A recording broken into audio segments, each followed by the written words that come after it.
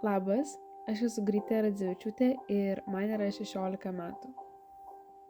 Labai didelė iš tikrųjų mano asmenybės dalis tai yra savanoriavimas. Aš savanoriauti pradėjau praeitais metais ir geriausiai pamenu, kai sausį atėjau į Žalianamę. Tokia labai miela, tikrai man sakau, miela širdžiai vieta, žalia namelė Antakalnyje. Tai yra jaunimo centras ir ten aš turėjau tokių patirčių, kur, manau, niekur kitur nebūčiau jų gavus. Tai aš susipažinau su labai įvairiais žmonėmis, bet jie kiekvienas turėjo kažko savyje, kas mane labai sudomino ir sužavėjo. Aš manau, kad aš savo norėčiau duoti šiek tiek daug disciplinos, kad labiau valdyčiau laiką ir galėčiau susiplanuoti labiau ir paskirstyti galbūt tas veiklas į tą vieną parą šiek geriau. Man yra labai gražu nuoširdumas žmonių. Aš tiesiog mane traukia tie žmonės, kurie yra nuoširdus, nes tai yra labai tiesiog mielas širdžiai ir tiesiog gera būt aplink tai.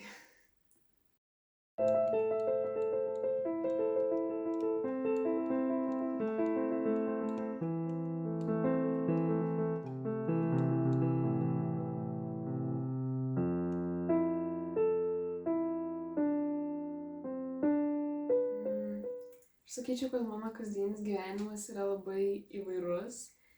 Ta prasme, jeigu aš veikiu kažką tokio pačio, kiekviena diena yra vis skirtinga. Man tas iš tikrųjų labai patinka, nors kartais ir man sutrukdo, kad labai prisiemu daug papildomų darbų ir atsakomybių, bet tokie dalykai kaip susitikimas su draugais, savanoriavimas, nežinau, kažkoks spontaniškas tiesiog sugalvojimas, kuris virsta į nuotykį, tai man neša kažkaip labai daug tokios laimės, kur yra labai paprasta, bet man kažkaip labai malonu tiesiog tai patirti ir tai išgyventi, tai susitikti naujus žmonės, matyti naujus dalykus. Šiaip čia, kalbant apie gėdingus momentus, man kas labai patinka manyje, kad aš pastaruoju metu kažkaip atsipalaidavau ir galbūt ne tiek daug pergyvenau, nors kad aš tiek daug išgyvenau tokių gėdingų momentų, kad man neberūpi ir tiesiog ar gatvėje kažkas nutinka, ar asmeniniam gyvenime ir aš tiesiog nusijuokiu ir tai yra daug lengviau. Bet net nežinau vieną pagalvojus. Kartais būna, kad aš tiesiog pasakau tai, ko nereikia ir tada apsigėdinu labai. Nežinau kažkokio specifinio.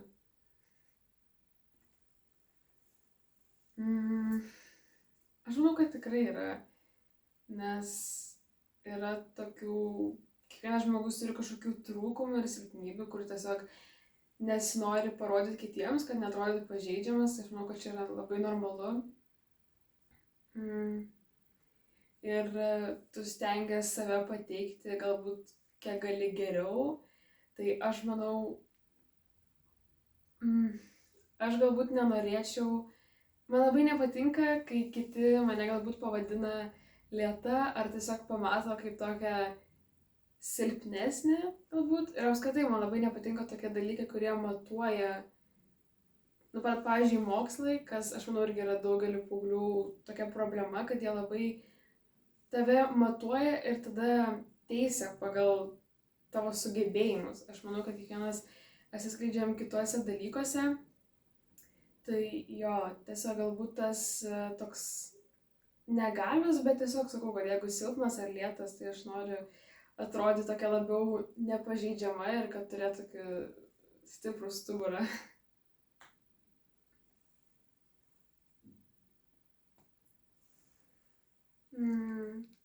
Šiaip nepasitikėjimas savimi, nes aš esu labai užsispyrus ir buvau nuo pat mažens ir turėjau labai daug aistros tiesiog dalykuose, kurie man patinka, bet kartais jie labai mane sustabdo, kai aš tiesiog tu savyje ir aš nebežinau, ką daryti ir man trūksta tokio pastumėjimo, tiesiog, kad aš galiu tai padaryti ir aš tai padarysiu. Tiesiog noris labiau sustoti tą momentą ir atsitraukti.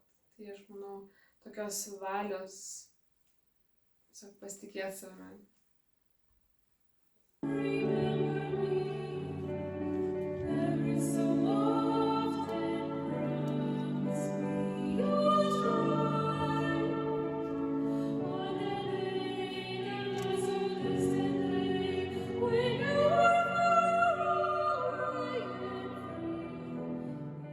Nes labai įdomu, kiekvienas yra skirtingas ir tu net neįsivaizduoji galbūt, ką jie mato, bet ir ką jie išgyvena, bet tiesiog jų akise labai gali daug įžvelgti.